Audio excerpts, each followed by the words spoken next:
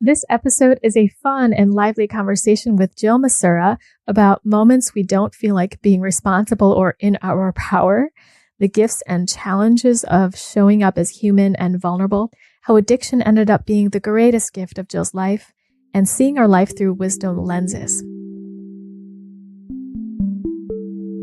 Hello and welcome. You're listening to the Embody Podcast, a show about remembering and embodying your true nature, inner wisdom, embodied healing, and self-love.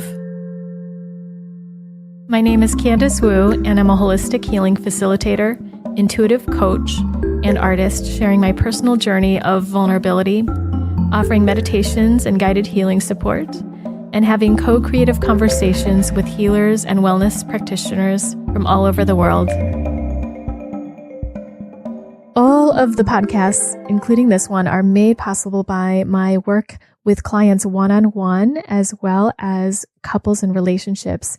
I am just shouting out to all of my clients out there who listen in and support this work by giving me ideas, by being present and engaging with the content, and by giving me feedback. I love working with my clients. I love to support them in feeling like themselves, in feeling that they are the source of their own healing, that they can navigate their emotions with ease and truly know themselves so that they can live the life that they want and honor and love themselves at a very deep level. My clients and I work with any personal trauma, any overwhelming experiences that happened in the past, in their soul, or in the intergenerational experience that seem to affect them today, so that they can truly feel free and at peace in their life now. If you'd like to see if one-on-one work is for you, if you want deeper support, more awareness in your life, or to feel more and not less, reach out to me for a free consultation, candicewu.com/connect. So let's jump into this episode. Our guest today on the Embody Podcast is Jill Massura. She is a personal empowerment coach, and she supports her clients in living their best lives with excitement, free of negative thoughts and behaviors. And she believes that your relationship with yourself sets the stage for all the other relationships in your life, and that anything you want in your life is possible. About 8 years ago, she began her career in helping people as a massage therapist. And through that work, she was able to help her clients release physical pain and began to study the body-mind connection. So over the course of time, her practice has evolved to include tapping, or EFT, as some know it, and self-love and empowerment coaching. The first time I met Jill, I felt an instant ease in talking with her, and that's because she shows up just as so human. And here in this episode, we talk very vulnerably about what's going on in our personal lives and what we're struggling with. So I hope you enjoy this kind of raw experience of our conversation. So without further ado, here is Jill. Well, I have the pleasure of having Jill Massura here again for the, what do you call it? A double take? Part two. I don't know. Hi, Candice. Hi. So good to have you. So nice to be here with you today. Well, this is what we're talking about. This was last time. What about that? Are we going to pick terrible. that up? Let's see what happens in the recording. But they haven't been doing this all morning. We might be going in the closet, Candice. We might have to go in the closet. I'm really dying to go in the closet, you know. Wait, this is more like it. Our own experiences and ability to be vulnerable about the truth of those experiences is really what moves the world. It's really what people lean into so much more than a fancy office or the perfect Instagram page or, just hanging a shingle out and calling yourself a coach. If you lack the vulnerability, if you lack the empathy, if you're about yourself, or thinking that you have some wisdom that needs to be packaged and imparted, it trips the space up a little bit of connection with people.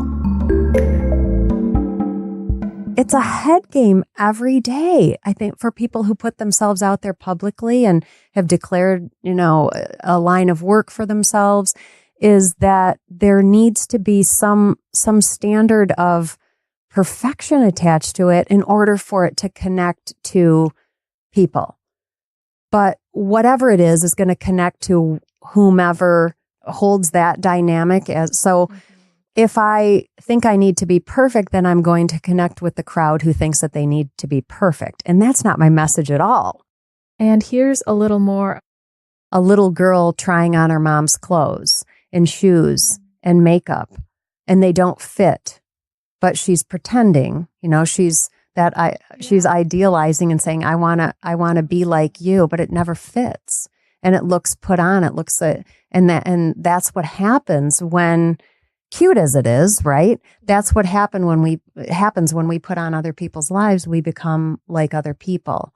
So, it never, ever fits. And we're here to have our own closet full of clothes, that work for us, and not just because they're trendy, right? And metaphorically speaking, but, not just because some style expert said that this is what we need to be wearing. We need to be able to literally have a metaphorical closet full of clothes that feel like they fit us, right? And a life that fits us. And then we found out that only half the recording was there. That's right. Yeah. And you were such a good sport. You're like, well, just do it again. Oh, yeah. Well, what are we going to do, right? We will. We'll just do it again. And that's why we're here. Yeah. And isn't that just the thing? Like, one of the things I hate the most is actually redoing things. I don't know what it is about redoing, but this one felt good. I was so excited to see you again. Exactly the same feeling that I had coming and driving out here this morning. It was like, oh, we're just going to get to do it again. It was like, we get to. Yeah. I not felt like that. We have to. Yeah. So, yeah, that's, in fact, I felt that at the time, right? When we discovered that one of the tracks didn't record. And, and so, well, here we are again, but it's just an opportunity to reconnect, around some different information possibly, or whatever comes up. So yeah, it's all I guess good. we wanted It's more all time good. together. I think so. There you go. Yep. That's what happened. So let's share with all the people out here listening. I would love for you to share, Jill, what you do, who you are, give them a sense of you. Sure. So I am Jill Massura, and I am many things, but I am a woman and a wife and a mother, a friend. I am a life coach, and I am a really good one. Oh, thank you so much. And a human, I think, just having human experiences that are rich and informing and inviting. And so it's good, it's a good life. Thank you. Yeah. It's so refreshing to see and hear you speak. I got the opportunity to be at your workshop a couple of weeks ago. Oh, yeah, the tapping. Yeah. Yeah, the EFT tapping workshop. And just seeing your presence on social media. I love your Instagram posts where you just are so real. You cut to the chase of things. And so that piece of being human, I can really feel that presence, your presence of being human behind your words and behind how you communicate. Thank you so much.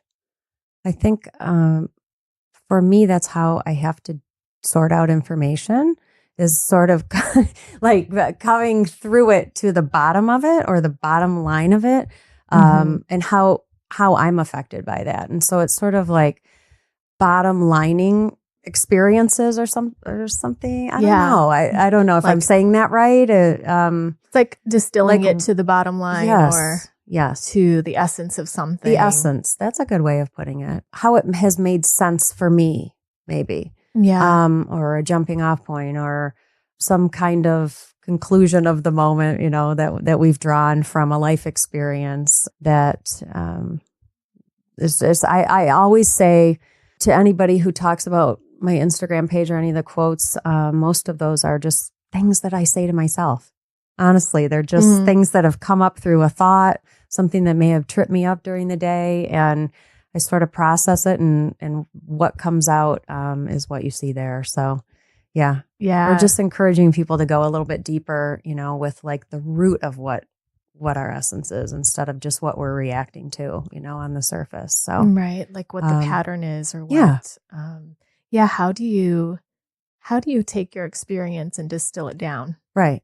Just some kind of, I hate to say lesson, because that's not really the point. It's more of like exploration. Like, think about it this way, maybe a shift in perspective or something, which we can all use. I have my hand, the highest in the air every day. I'll take a shift in perspective any day. I definitely have a high hand in the air on that one. I need it the most. So really, truly, it's just things that I say to myself. So it's kind of like this, check yourself. Some of those things are, check yourself moments. Like, what is this really about? Yeah. Are there any moments that you are checking yourself on nowadays, or this last couple of days or week? Ooh, that is an awesome question. Definitely, yes. For me, like, the constant work is checking yourself on the things that you're reacting to with other people.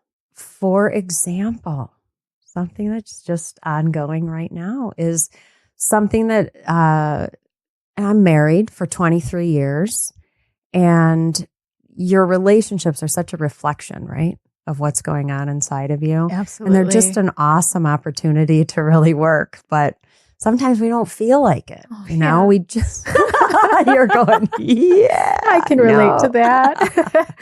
Right? Sometimes we really want to make it about this other person. Like, it's you, like, it is not. But my reaction is my responsibility at all times, right? So I love knowing that, and I hate knowing that too. Right? It calls you to responsibility, calls you to look at yourself. It's like, I don't want to be responsible for my reactions today. Can I please make that about the other person? And they may be, forcing a mirror, right? Yeah. Like, I didn't want to go through that today, but it's, or I wasn't expecting that to happen today. I wasn't expecting this reaction, and I'm really like thrown off track by it.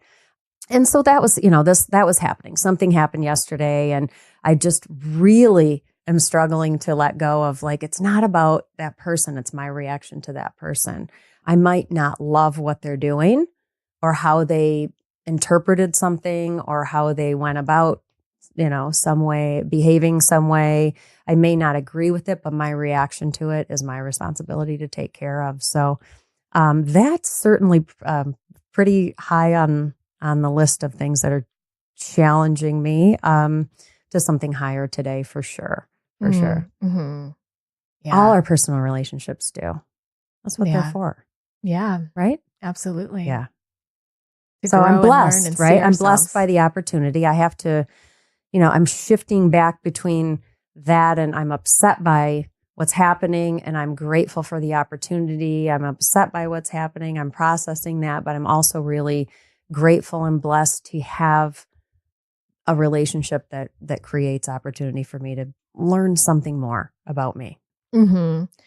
I think that going back and forth of looking at yourself, feeling the upsetness, feeling the reaction, like, it's all there. Mm-hmm. And it sounds like you're embracing all of that. And you have this relationship that's safe to do so. Yes. Safe inside, I think. Mm-hmm. That's the relationship that matters the most, is the relationship that we have with ourselves. Are we a safe place to come when we're confused? Because that back and forth, what you can't see Candice doing is she's like moving her hand sort of back and forth. We feel that in our body, and it's really uncomfortable when we're in that space, of sorting things out. For me, I really feel that deeply in my actual body. And it's uncomfortable, and it's unsettling, and I just want to be like in a better feeling about it. But what makes, what causes me to be in that better place? It's the actual process of the sorting. Yeah. So I have to go through it. Like, there's no way around it. I can't jump over it and hope to learn the lesson. We can all jump over it and try to numb out, or try to just be distracted some way, but we're not going to learn from it. We're just kind of avoiding the truth of something, and it could be a great truth. It could turn out to be something that's really, really valuable, even though it's in our nature to kind of skirt around. It's not really always in our best interest to do that. Yeah, that avoiding is just not digesting the experience. You can't eliminate the stuff that needs to go. You can't take in the good parts of it, the insight. That's incredible that you say that. I'm sorry to just cut you off, okay. But I'm literally feeling this circumstance like in my gut right now, like in my just below my diaphragm. It's just sitting there. And when you say digesting, I'm going, it hasn't moved down. It's just like kind of right there. Just like, wait, it's like your full gut don't forget about me, right? Yeah. Well, the stomach, the holder of information. Definitely. Right there calling you. So prevalent in me. Is it for you too? For me, well, I was telling you before we got on air, I was really nervous about this this recording of this podcast because of the first time when we failed. I felt like, oh, if only I did something different. But what we had done was a new way of recording this. And so this time I was just really anxious about getting it right this time. So we'd actually have what we talked about. Yes. And to be able to honor that and share it. So there's that. And the thing that I'm checking myself on is that I'm about to leave for Utah and Arizona for the retreat that I'm having as well. Be so good. Yeah, I'm excited. And we have about 10 days beforehand where my partner and I are traveling, and I'm letting myself have this complete rest at that time, but pushing myself beforehand and getting everything set up beforehand. And there are things that I took onto my plate that I felt like, should I have done this before a big trip where I'm trying to work ahead? And so my checking myself is where I'm feeling fatigue and tiredness and thinking, where's the root of that? What is it? Just a matter of I took on too much. Why do I take on too much? And that just have gets you gotten to an all answer my yet? stuff. Well, it's a little bit. It's just tapping back into the stuff that always has been and has been worked through, feeling of not enough or that I have to do it a certain way. And there is this framework of what I think I should be doing in terms of even when I've chosen the things in my life that I love. Yes. Somehow I still can wander into the framework of, yes, it has to be this way. Yes. And it has to be once a week this podcast goes out. I so get it. Yes. And so I work with letting myself be fluid and changing my mind, letting it be different weeks, not doing something that I've set out to do, even if I wanted to do it, and just letting myself rest, integrate things, and slow down a lot. That's so important. Just that word integration, it made me feel calm. It makes me feel calm, right? Because if we just go from, I actually visualize you just sort of sitting there and then all this stuff's like calibrating around you. These little like thought bubbles, right? Are kind of like merging into each other and then just washing over you and becoming part of you. When we hold ourselves to some rigid, calendar or some kind of process, right? That there's a lot of information about that, in our relationships with ourselves there. A lot. It's like, it can feel like it's very subtle though, to go to distilling it. Yeah. I ask myself, what does tired mean? Oh. What does exhaustion mean? People say that to me all the time, that they're very tired. And I think it's a great question to ask ourselves, like, what does tired mean to us? And for me, it pulls me all the way back to times in my young life that I felt like I was responsible for everything. And so it just has its remnants, its residue that show up now. And like an overwhelm? Well, or is it different? It is. Yeah, it is an overwhelm.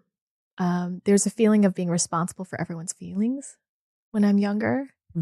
And it's something I've worked with a great deal. And where I can fall into it again is when I'm tired or or slowly, gradually, it's kind of one and the same. Like it's maybe like chicken that's and part egg of kind of where thing. Yeah. Am I tired, or am I this, or am I this, or am I tired? Right? Yeah. You know, am I feeling overly responsible? Right. And where did it start? Or was it just all a part of the whole being? Yeah. And I get that about, you know, what, of course, with when you're setting up an experience for people, you want them to have the best possible experience that they can have. And so there is a lot of responsibility tied to that, you know, from before we came on air here today, you were telling me about the menu, you know, the Ayurvedic chef come and cook for the individuals on this retreat and being able to create a menu. And I'm thinking, how amazing, you know, is that? But there's also this, you know, I got to bring in everybody's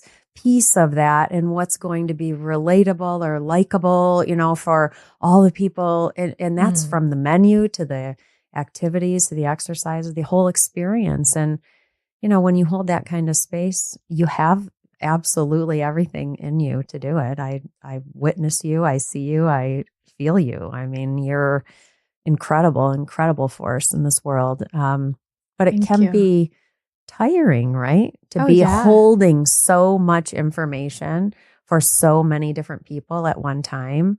And then like, where am I in this? You know, did you put yourself on the list of people coming? I have to all the time. It's like the only way I'll get to it if I'm like, Candice is on my calendar. I love it.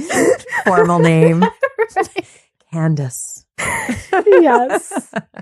Yeah, well, but sometimes we need it, you know, it seems silly, right? If we are not in this practice of self-care and self-awareness, but if you need to put yourself on your own calendar, really on it, you know, on your phone, do it. Yeah. Right? Whatever works. Whatever I don't gets care what you... it looks like, you know? I really don't. And I mean, at this point, I have zero concern about that. But it's like if that, you know, if your pattern and habit is to put yourself last, well, at least you're on the list, right? Yeah. You know? Just make sure you're on there somewhere. Yeah. Right. So it's going to be amazing. Your retreat is going to be amazing. Yeah, I look forward to it. Yeah. You know, speaking of food, last time on, you know, the original podcast that we did, we talked about your roots in the work that you do now in life coaching and addiction and food and recovery. And I would love for you to share your story with our listeners of how you got to where you are today and what transpired for you. Yeah, I just got like a little, you know, kind of rush inside of me about that. Just the suggestion, I think, of being vulnerable about that. As many times as I've shared the story, or any of us have shared the story of a piece of our life, or maybe a large portion of something that happened, it's vulnerable. You know, it never becomes like a rote kind of thing that you just, for me, it hasn't anyway.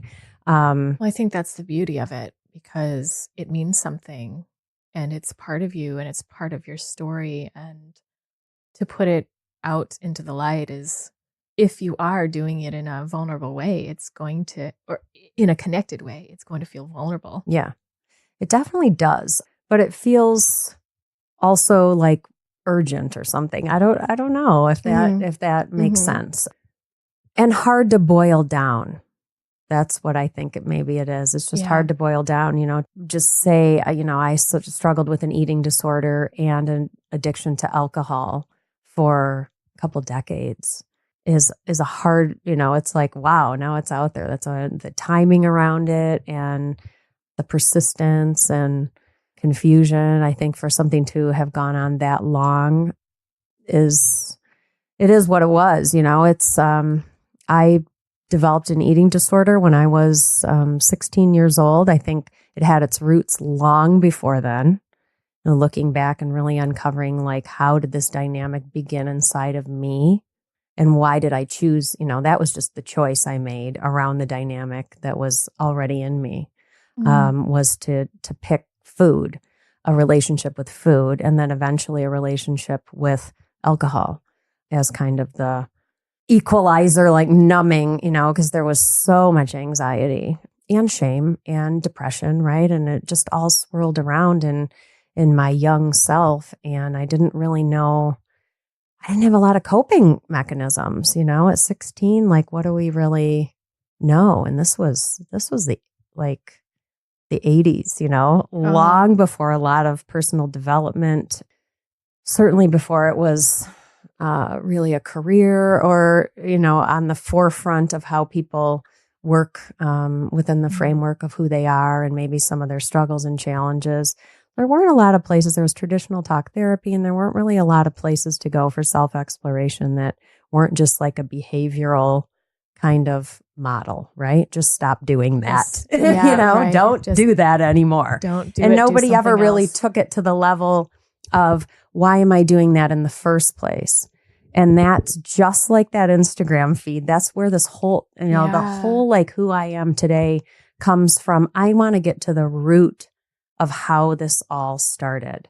Mm-hmm. And then what we do there with that is really the work. That's the work. That's the, like, for me, that's the it of like all it's, if I say Absolutely. like right there, that's when we get into that, like, what was this? What created this? Was it shame? Was it vulnerability? Was it fear? Was it something that actually happened? Some kind of trauma, some kind of childhood experience that created this inner dynamic going on with like you and yourself.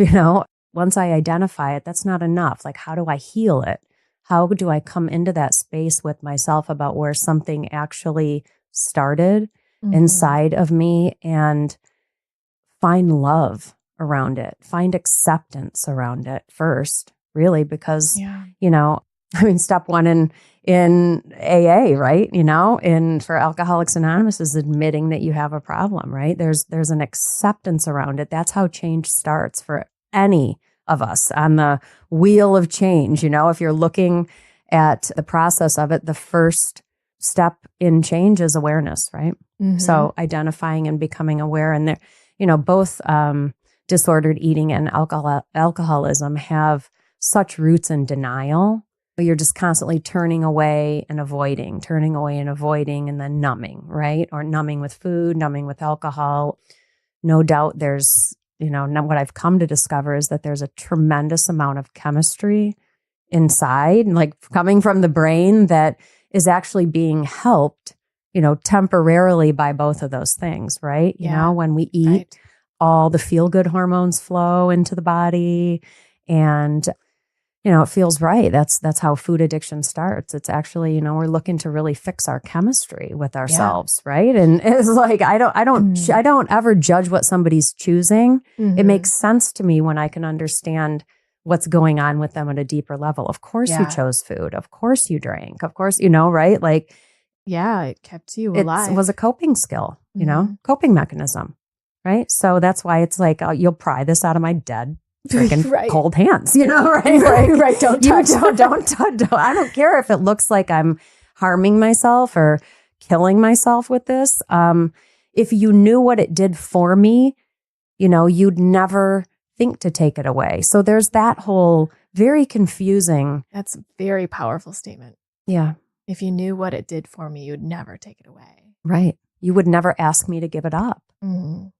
And so there's like, I can't trust you because you don't get me around people who want to judge you or people who even care so much. I mean, my family cared that I had an eating disorder. They weren't like, oh, well, I get that she's using it to cope, but they didn't really understand the dynamic that was underneath it.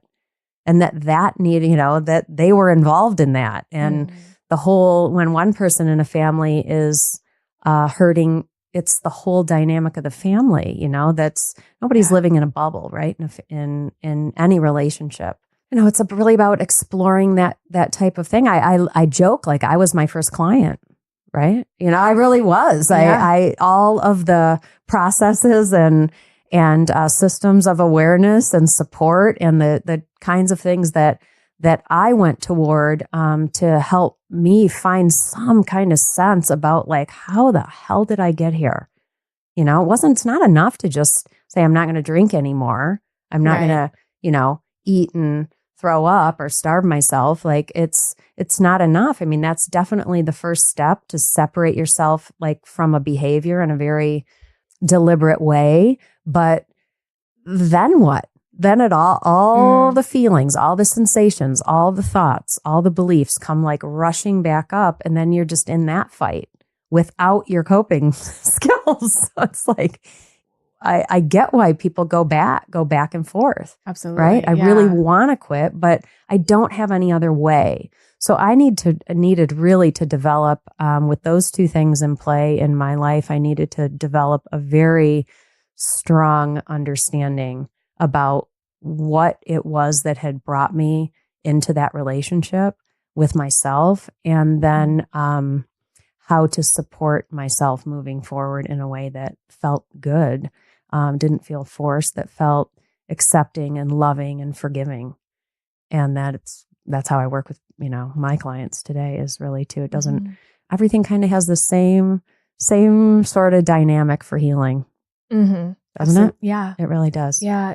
And here in your story, what I hear as I like filter it into my experience, and what I'm hearing you say is that you looked for the wisdom of what drinking and eating brought you. Yeah.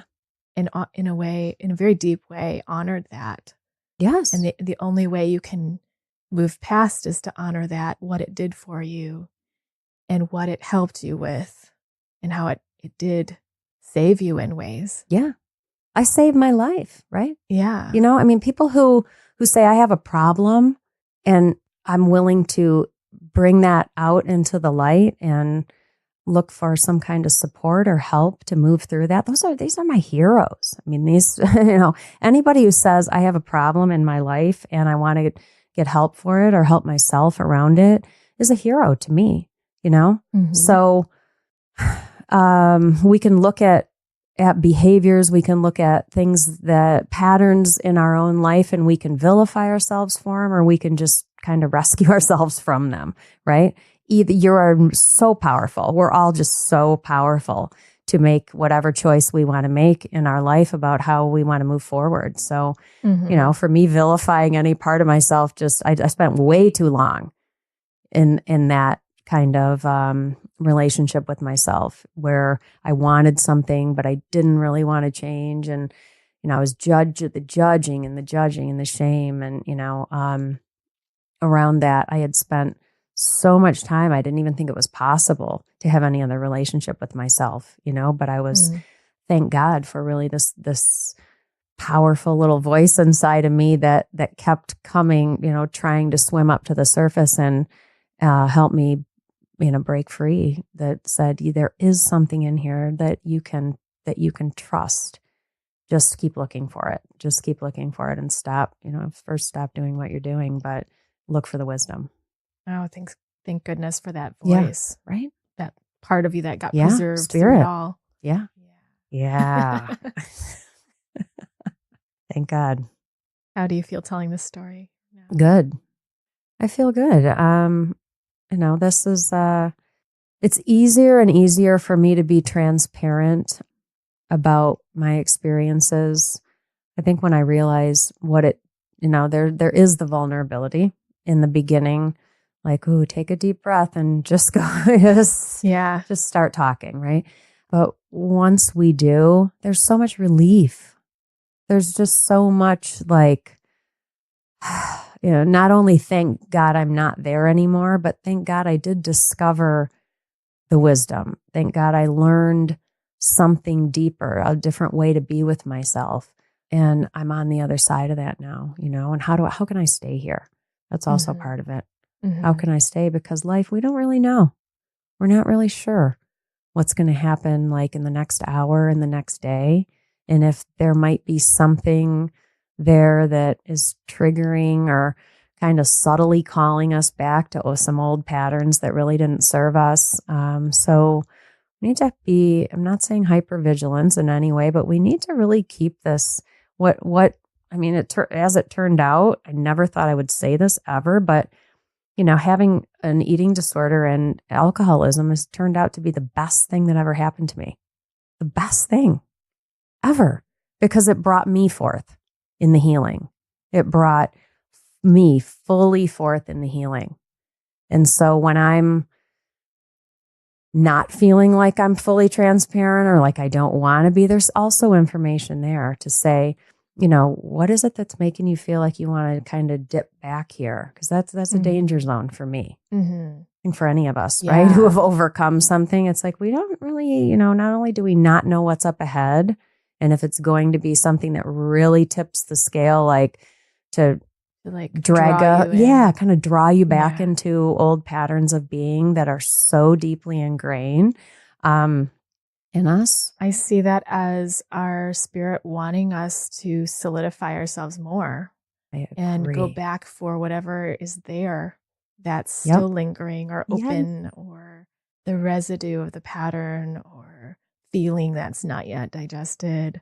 It's calling us to look again, but maybe look differently. Yeah. Not do the same thing that did happen, but to look at it, give it a different kind of attention or a different kind of tool. Now that you have so many, now that most of us have more now than before, I think. Can't say that for everybody, of course, but yeah, when we're drawn back to a pattern, it's something that we need to learn from, I think. Yeah. And heal. You're right. Yeah. It is. It's this undigestive or unreclaimed piece of us, and so it's just an opportunity to say, hold on a minute. If everything is how I choose to see it, how am I choosing to see this? What kind of relationship am I in with what's going on right now? So I just find personally for me to say, if I find myself in some kind of hard pattern, judgmental pattern around something that I'm doing or thinking or a belief, or if I'm in some sort of resistance, it has to be this way, or I don't want to move. Those two things are the way that I do it, but we all do resistance different ways. Tired is a form of resistance, right? There's more information. How can that, if this doesn't really feel good to be in that kind of resistance with what's going on, then I can come in and say, how can I come in here with some acceptance? How can I come in here with some soft kind of like putting a baby on your lap, or like getting in a warm blanket, or, how can I like take this situation and be gentle with myself around it, be kind with myself around it. That's what allows us to let go of things, not, the other pattern, the resistance, the judgments, that just really causes us to almost like bear down, double down on it and, grip harder. So I feel like for most of us, harder is the opposite of what we need. We need to be softer and letting go a lot more. Maybe that's the whole lesson. I have been thinking about Mother Earth versus Mother Ocean. Oh. It's not something that was very much in my awareness.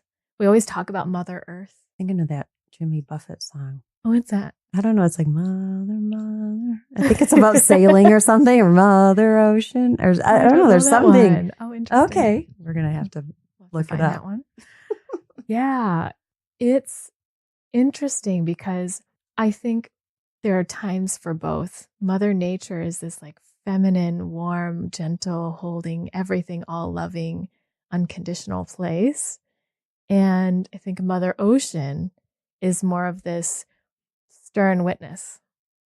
Firm, the waves crash right into you and you're just steady with not much feeling towards anything that's happening. And I don't mean in a turned off way, but just like letting it rush right through you. And there it is. And so I play with the balance of both of those. Mm-hmm. And they are there to balance each other out. Mm-hmm. Trying to think of the expression, maybe like like Native American proverb or something, and it says, let me get this right.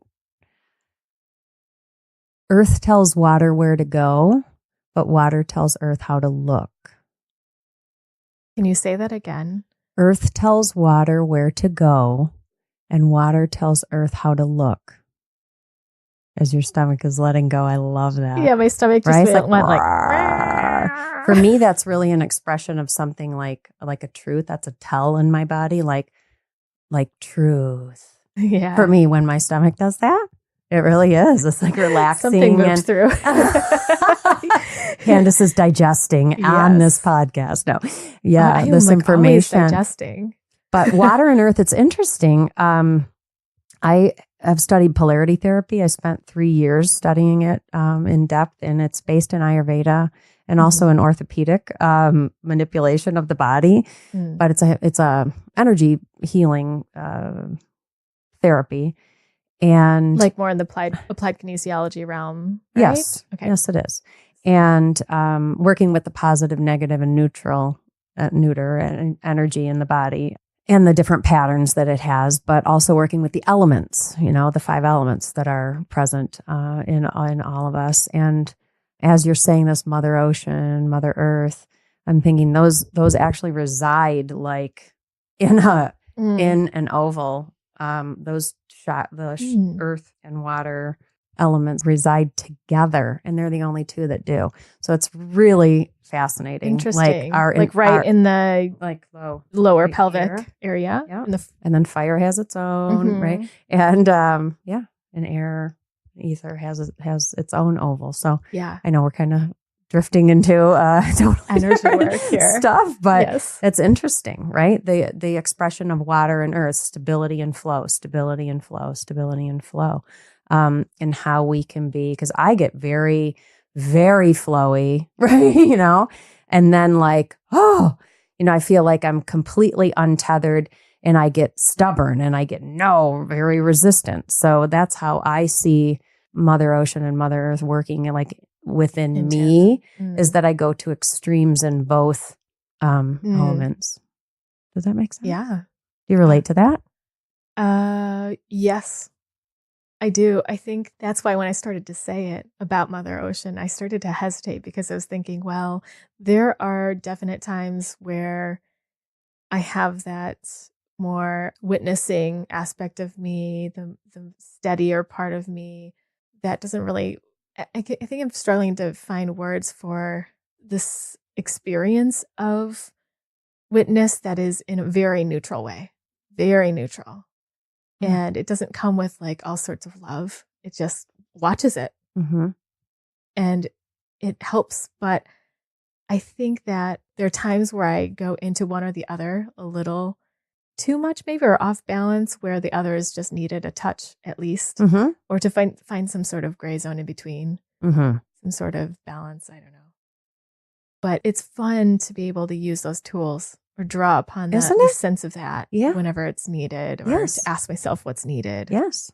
Anything that lends to wisdom around our experiences is worth it. I mean, that's what I seek. That's what I enjoy. That's what I'm drawn to in this life. It's the wisdom, it's the lessons, it's the why, as much as I love the information seeking, I really love coming through a process, either with myself or with another person, into some form of wisdom that is helpful, right? Because there's all kinds of, we can say, I get it, but how are we getting it? Are we getting, I get why that happened and it was all terrible, or I get why that happened and I accept that it might not have been the way that I wanted it to go down, but it's part of what's brought me, here today. So it's better for me to move forward if I can look at that with some kind of acceptance and love and forgiveness.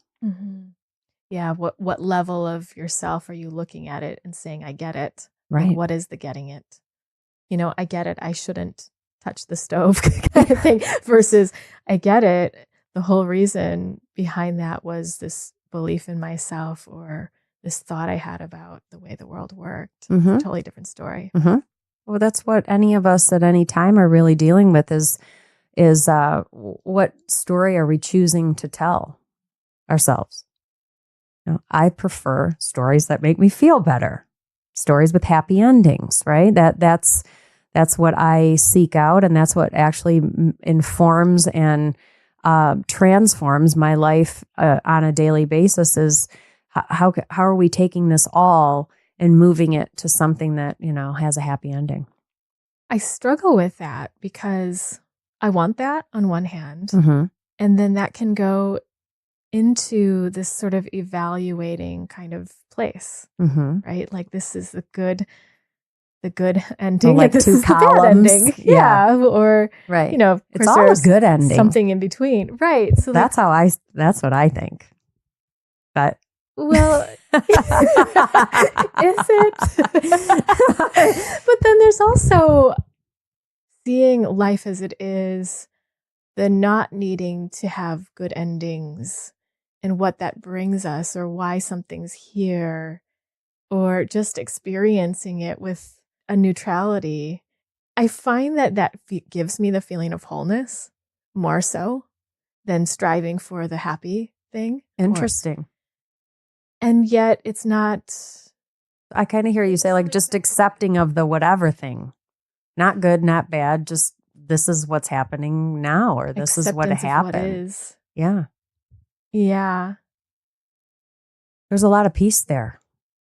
Yeah, there when is. You said just the neutral, when you said just to be a neutral observer and not going in one direction or the other with like any kind of judgment around it, that made me feel very peaceful. That visual, I think, of just being a neutral observer in our life. It's hard.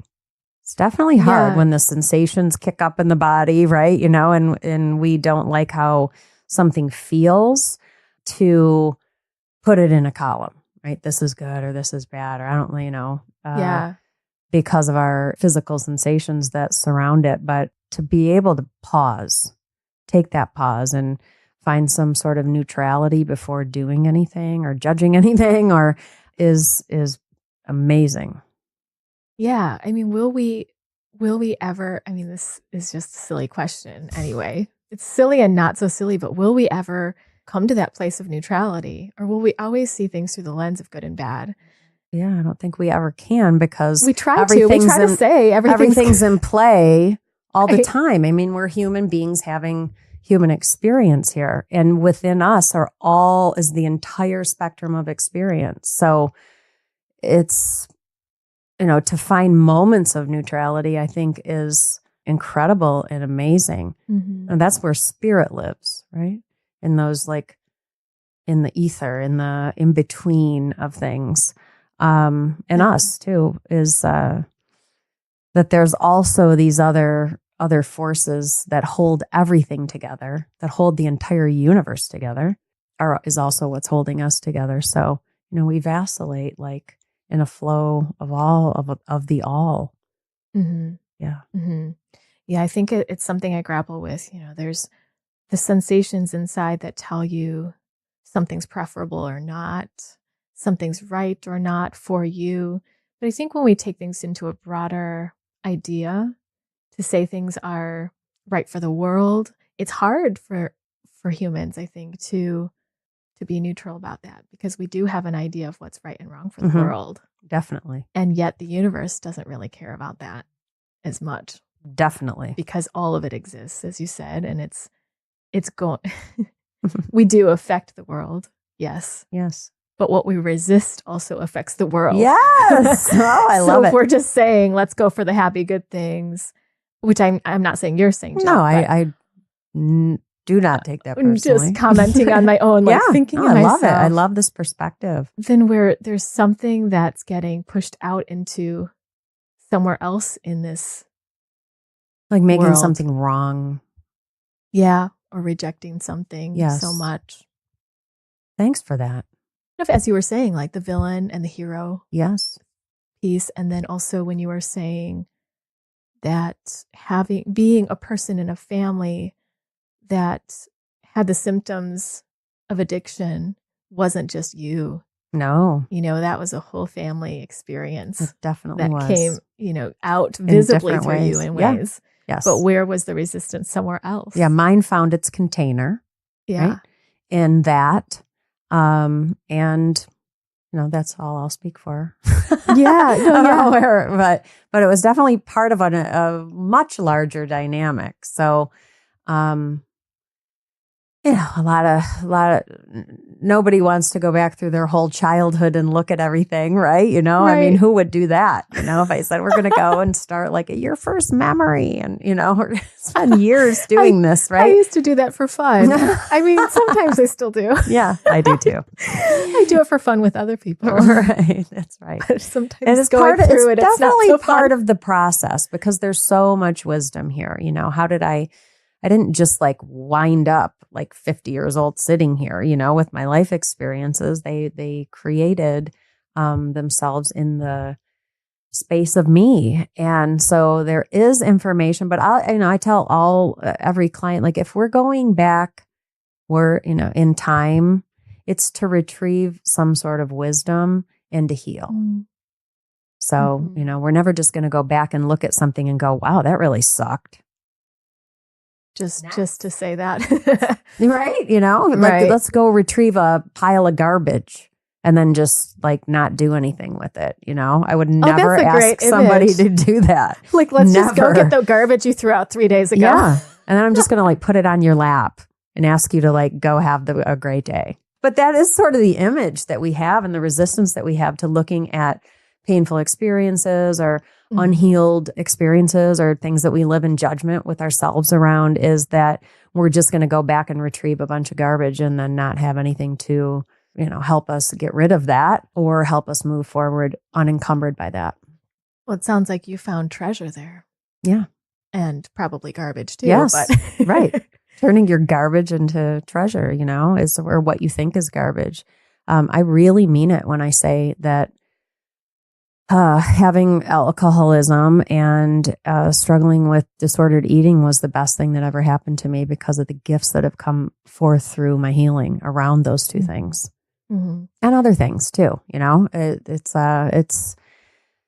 and that's available to anybody. I'm just a little speck living in Rochester Hills, Michigan, like doing my life over here. I'm no different than anybody. I'm unique and special, but also just average and the same, as anybody. And it really is a process that's available to anybody who wants to shift and transition through something that they might not understand in their life.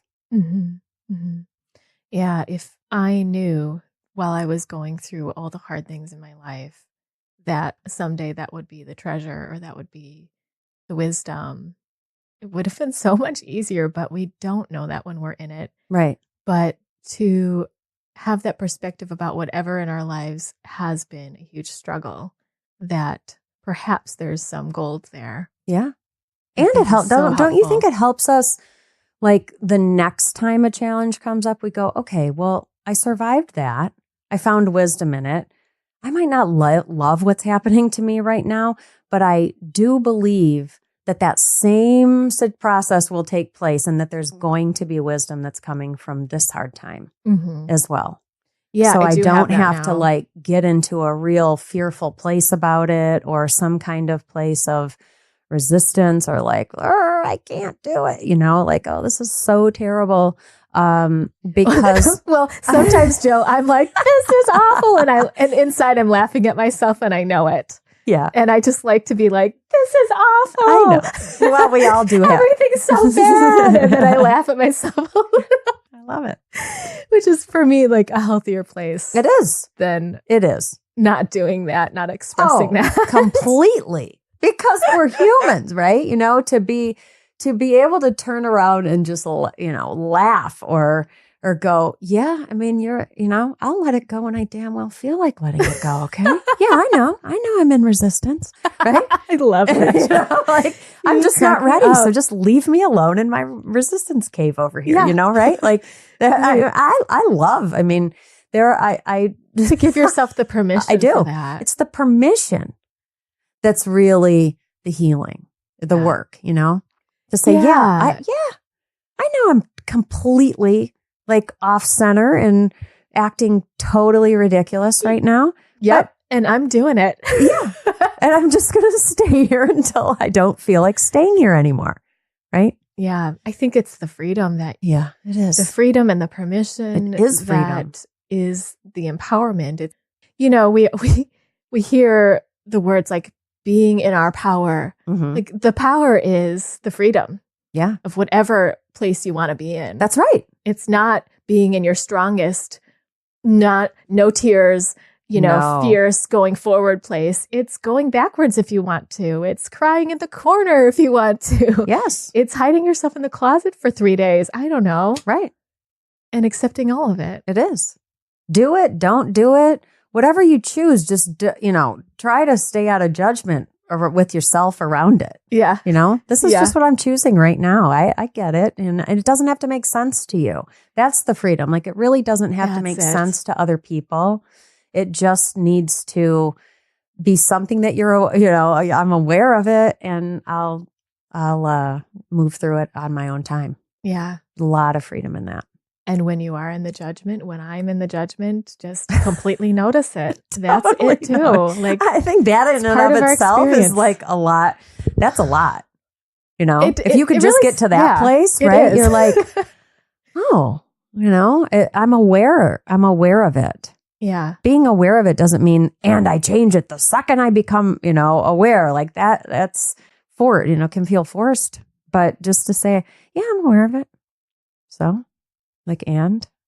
Yeah. ... So what? Famous ... I love my 3 periods in a row. Don't I? Yeah, you do. I really do. Oh screw the comma. I'm into the 3 dots. Punctuation discrimination. She wants you to pause. What? A breath?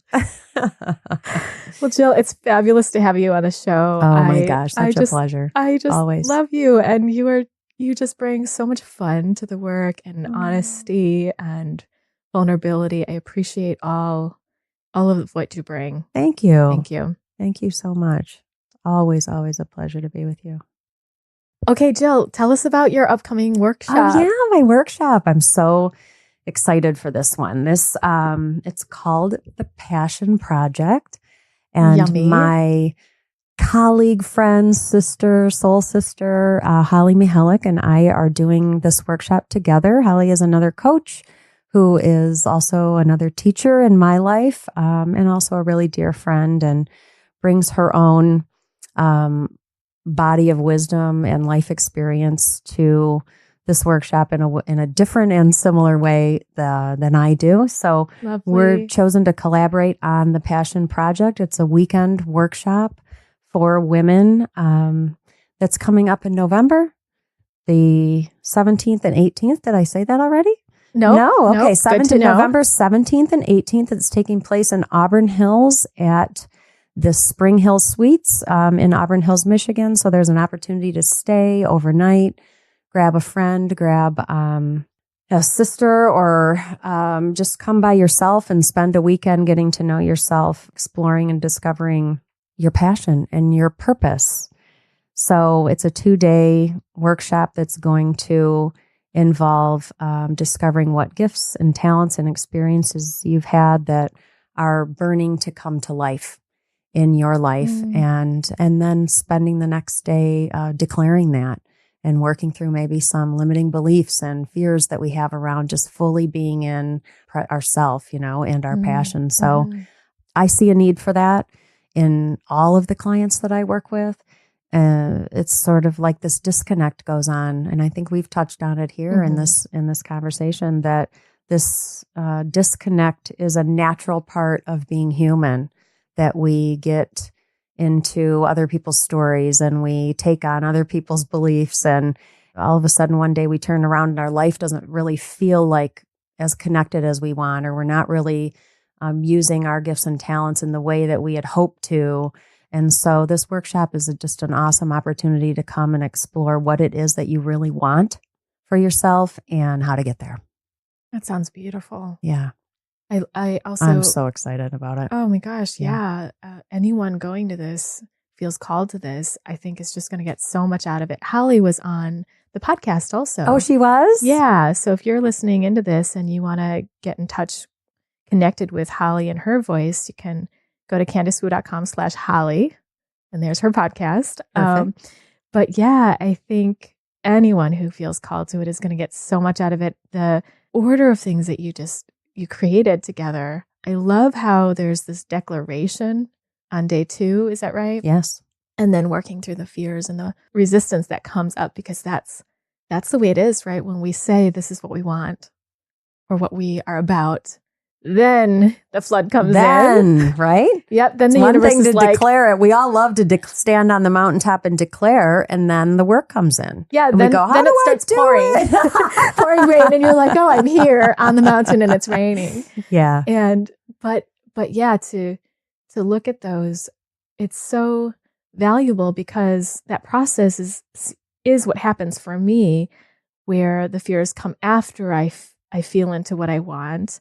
And it's just my soul wanting to cleanse out the stuff that doesn't fit in anymore. That's right. Because I decided something new. Yes. So how powerful. And Perfect. I invite everyone who's listening, who's a woman, because it's a women's workshop. Yeah, it's a women's workshop. To check that out. Awesome. I don't think I said the website. It's passionproject.life.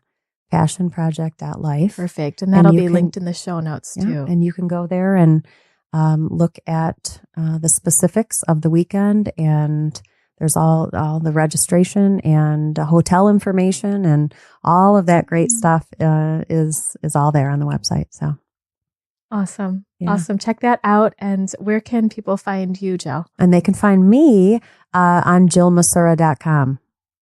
Excellent. And if you stay tuned this week, Jill is offering an experience of EFT tapping. Do you want to say something about that before we close for today? Sure. Yeah. So EFT tapping was a tool. We talked about tools, right? Mm-hmm. Healthy tools of coping. Was a tool that I found that really moved my life and transformed my life in a way that made sense and made me feel better in my body and in my thoughts, and actually gave me a coping tool to help me move forward through fear and stress. And so it's something that I use in my life every day.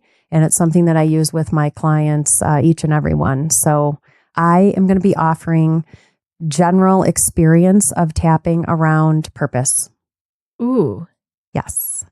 So I can't wait. That'll that sounds be great. available for everybody. Link to the show, right? Yeah. Yeah, it'll air just a couple of days after this podcast, but it will still be linked to your link. So it's CandiceWoo.com/Jill.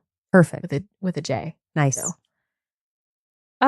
Thank you so much. Thank you. This was really what an honor. Oh, such an honor, and really fun to delve into things and banter a little bit and hear your story. Thank you. Thank you. Until next time, Jill.